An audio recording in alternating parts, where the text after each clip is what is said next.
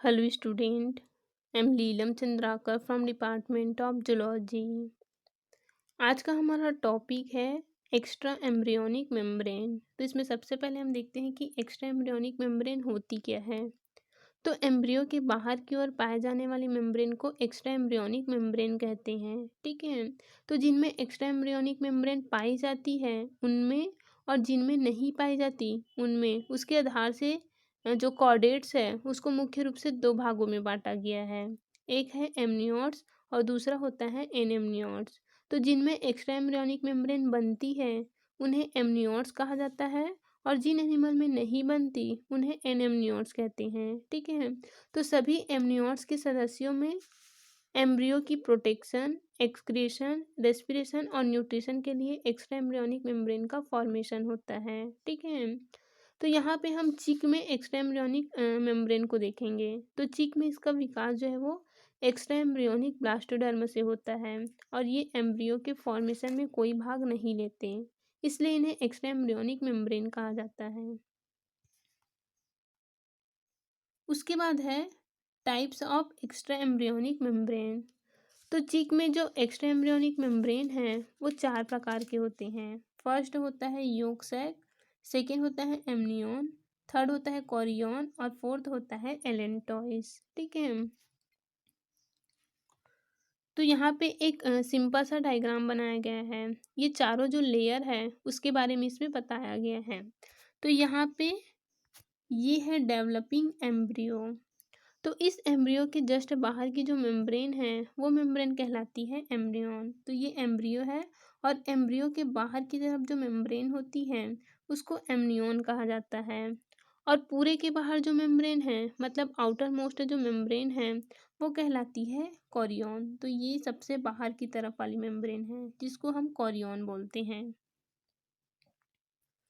और योक को जो मेम्ब्रेन चारों ओर से घेरे रहती है वो कहलाती है योक सैक। तो यहाँ पे ये है इसका योक और योक के बाहर की तरफ जो मेम्ब्रेन बनती है उसको योक सैक कहा जाता है। और जो एम्ब्रियो के हैंड गट से निकलती है वो है एलेंटॉइस। तो ये यहाँ पे एम्ब्रियो है, ये एम्ब्रियो का फॉरगट वाला फॉरगट वाला पार्ट है और ये इसका हैंड गट वाला पार्ट है। तो इसके हैंड गट से जो मेम्ब्रेन निकलती है, जो मेम्ब्रेन बनती है उस मेम्ब्रेन को एलेंटॉइस कहते हैं। ठीक है। इसमें जो एमनियन और कोरियन का जो डेवलपमेंट है वो एक्टोडर्म और मेसोडर्म के सोमैटिक लेयर जिसको सोमैटोप्लूरा कहा जाता है उसके थ्रू होता है। और योक सैक और एलेंटॉइस का जो डेवलपमेंट है वे एंडोडर्म और स्प्लैंक्नो म्यूजोडर्म से होती है। ठीक है। अब यहाँ पर हम सबसे पहले डिस्कस करेंगे डेवलपमेंट ऑफ योक सैक को, क्योंकि सबसे पहले योक सैक का ही निर्माण होता है। तो यहाँ पे ये एक एग का डायग्राम बनाया है। ठीक है। एग में जो येलो कलर का पार्ट होता है उसे बोलते हैं योक। तो ये है इसका पूरा योक। ठीक है। और उसके जस्ट ऊपर की साइड में होता है ब्लास्टोडिस्क। तो जो योक है उसके ऊपर में इस प्रकार से ब्लास्टोडिस्क होता है और ब्लास्टोडिस्क से ही एम्ब्रियो का निर्माण होता है। ये जो ब्लास्टोडिस्क है उसमें आगे डेवलपमेंट होगा। ठीक है। मतलब कि उसमें क्लीवेज होता है, ब्लास्टूला गैस्ट्रूला होगा, तब उसमें एम्ब्रियो का फॉर्मेशन होगा। ठीक है।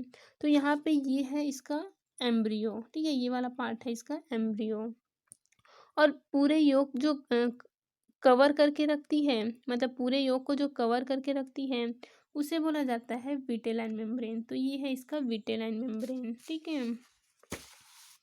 तो सबसे पहले योग सैक का फॉर्मेशन होता है, मतलब कि जो फर्स्ट मेम्ब्रेन बनती है वो है योग सैक। ठीक है। इस योग सैक का निर्माण जिस मेम्ब्रेन से होता है वो है स्प्लैंक्नो म्यूजोडर्मा। तो यहाँ पे ये है एक्स्ट्रा एम्ब्रियोनिक स्प्लैंक्नोप्यूरा। ठीक है। तो ये जो स्प्लैंक्नोप्यूरा है उसमें बाहर की ओर मेसोडर्मा होता है और अंदर की तरफ होता है एंडोडर्मा। ठीक है। तो योग सैक का निर्माण होगा इस स्प्लैंक्टोप्यूरा के द्वारा।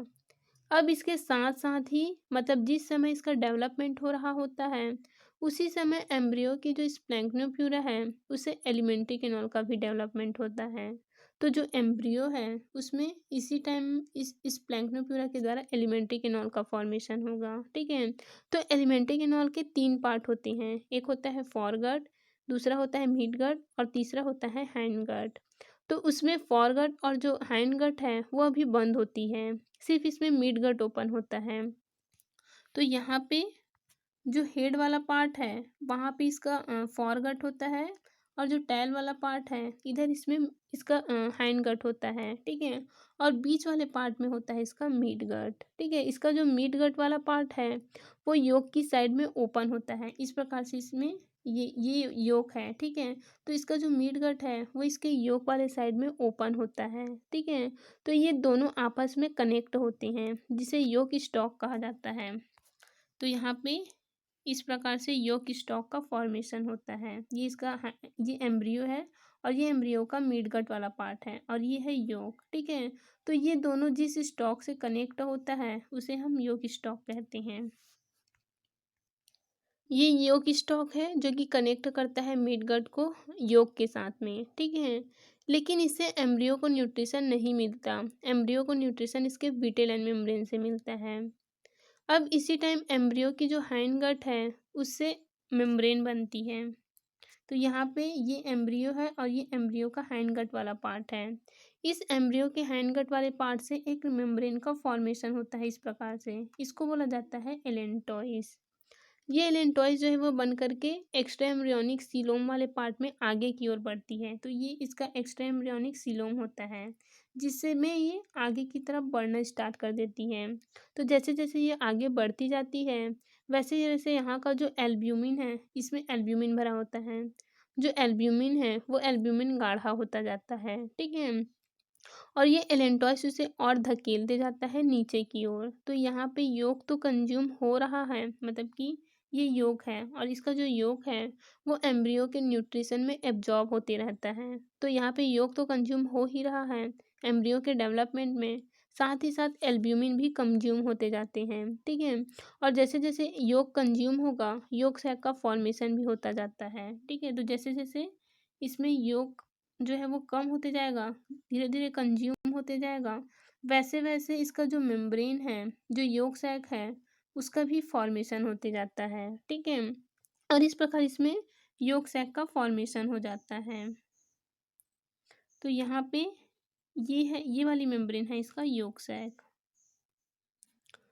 अब देखते हैं योक सैक के फंक्शन को, इसका फंक्शन क्या होता है। तो योक सैक का मुख्य कार्य है डेवलपिंग एग को न्यूट्रिशन देना, ठीक है। अब इसमें सेकेंड देखते हैं development of amnion and Korean को। तो जो सेकेंड मेम्ब्रेन बनती है वो एमनियन और कोरियन है। एमनियन और जो कोरियन है उसका विकास एक साथ होता है।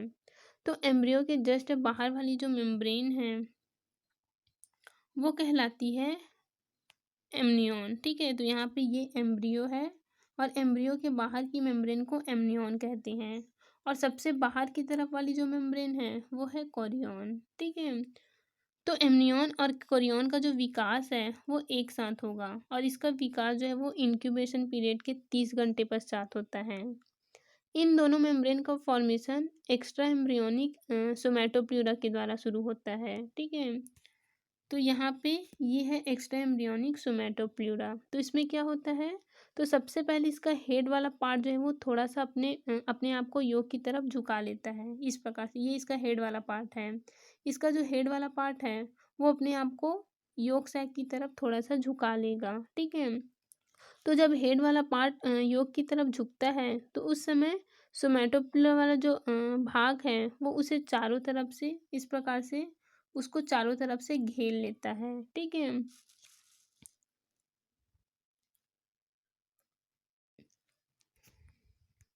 और उसे चारों तरफ से घेरता हुआ एक फोल्ड बना लेता है, क्योंकि हेड के बाहर की तरफ ये फोल्ड बन रहा है, इसी कारण इसको बोलते हैं हेड फोल्ड, ठीक है। तो इस प्रकार से इसमें एक हेड फोल्ड का फॉर्मेशन हो जाता है इस प्रकार से। तो इस प्रकार से ये जो सोमैटोप्यूरा है वो इसके हेड वाले पार्ट को इस प्रकार से घेरती है। तो ये एक डबल फोल्ड होती है, ठीक है। ये इसमें से ये एक फोल्ड है और ये है दूसरा फोल्ड, ठीक है।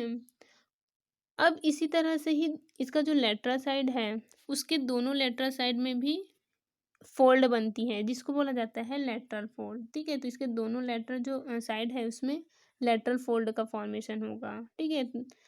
अब उसके थोड़े समय बाद में टेल फोल्ड बनते हैं, मतलब कि टेल के चारों तरफ से जब इसे जब टेल की तरफ से जब ये घेर जाता है तब बनता है इसमें टेल फोल्ड। ठीक है, तो ये है इसका टेल फोल्ड। ठीक है, तो इस तरह से एक्स्ट्रा एम्ब्रियोनिक सोमैटोप्लूरा के द्वारा 3 फोल्ड बन रहे हैं। एक होता है हेड फोल्ड जो हेड को कवर कर रहे हैं, और दूसरा होता है लेटरल फोल्ड जो कि दोनों लेटरल साइड में बनता है, और तीसरा होता है टेल फोल्ड। टेल फोल्ड जो है वो सबसे बाद में बनता है। अब ये जो तीनों के तीनों फोल्ड हैं वे एम्ब्रियो के ऊपर से फैल करके आपस में मिल जाते हैं। ठीक है, ये फोल्ड जो है वो इस प्रकार से आगे की ओर बढ़ता है, और ये बढ़ करके ये जो तीनों फोल्ड है वो आपस में मिल जाते हैं। ठीक है, और मिल करके इस प्रकार से ये एम्ब्रियो को चारों तरफ से घेर लेता है। ठीक है, इस प्रकार से ये एम्ब्रियो को चारों तरफ से घेर लेगा। तो ये जो सारे फोल्ड जहाँ पे आपस में मिलते हैं उस जगह को सीरो एमनियोटिक कनेक्शन कहते हैं। ये जो कनेक्शन है वो टेल के साइड में होता है, क्योंकि हेड और लेटरल फोल्ड पहले ही बन चुका होता है, और टेल फोल्ड जो है वो थोड़ा बाद में बनता है, इसलिए ये कनेक्शन जो है वो टेल वाले साइड में बनता है। ठीक है,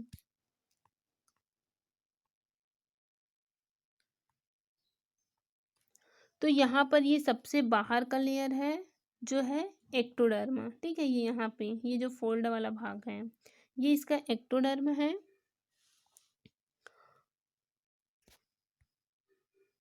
और इसमें अंदर की तरफ होता है मीजोडर्म। ठीक है, तो यहाँ पे दो लेयर है, एक बाहर की तरफ एक्टोडर्म, उसके बाद अंदर की तरफ मीजोडर्म है। ठीक है, तो जब ये अंदर घूमकर ऐसे आता है इस प्रकार से ये फोल्ड होता है, तो मीजोडर्म बाहर की तरफ आ जाती है और एंडोडर्म जो है वो अंदर की तरफ आ गई।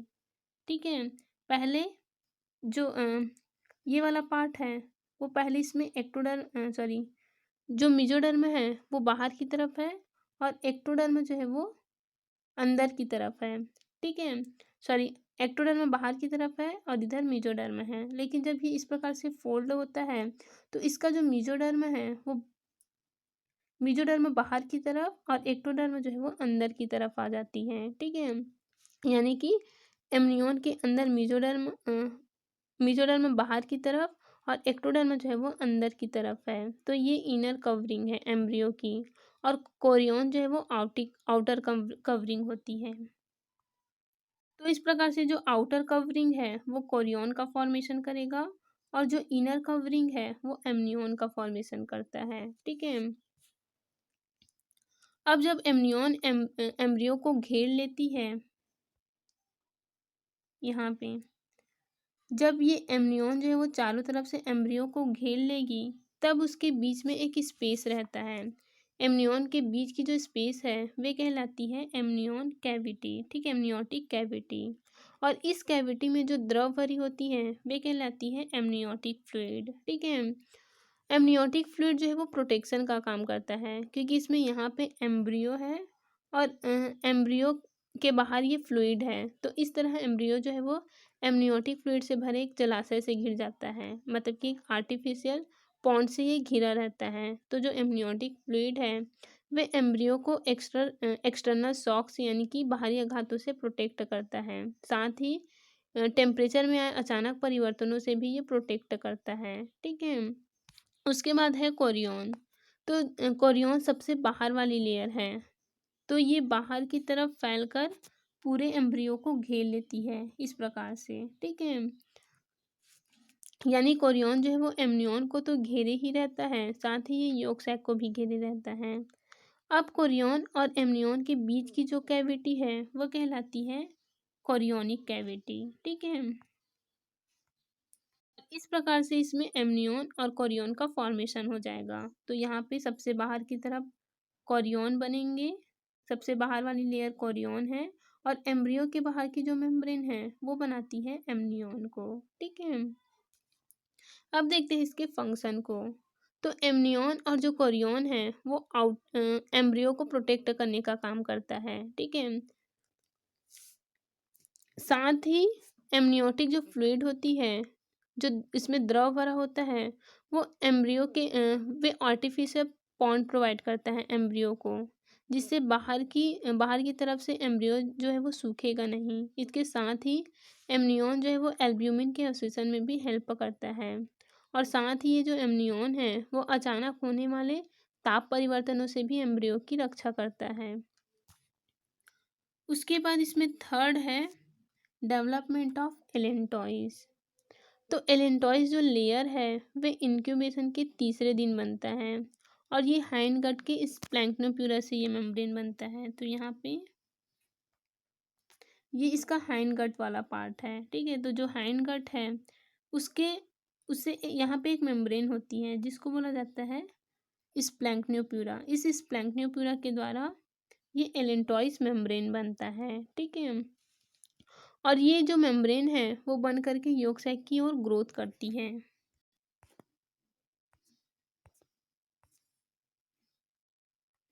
ठीक है, तो यहाँ पे एम्ब्रियो के ये है एम्ब्रियो, और एम्ब्रियो के जो हाइंड गट है उस हाइंड गट वाले पार्ट से बनती है एलेंटॉइक स्टॉक, ठीक है।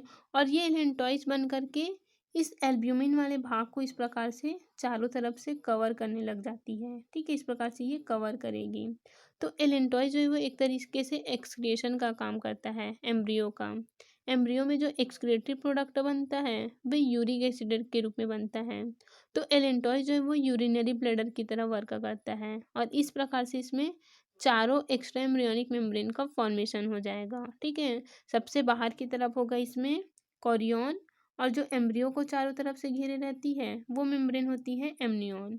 और योक के बाहर की जो मेम्ब्रेन है उसको योक सैक कहा जाता है, और जो एम्ब्रियो के हाइंड गट से जो मेम्ब्रेन निकलती है उसको हम बोलते हैं एलेंटॉइस, ठीक है। इस प्रकार से इसमें चार एक्स्ट्रा एम्ब्रियोनिक मेम्ब्रेन का फॉर्मेशन हो जाएगा, और ये एम्ब्रियो को प्रोटेक्ट करने का काम करता है, ठीक है।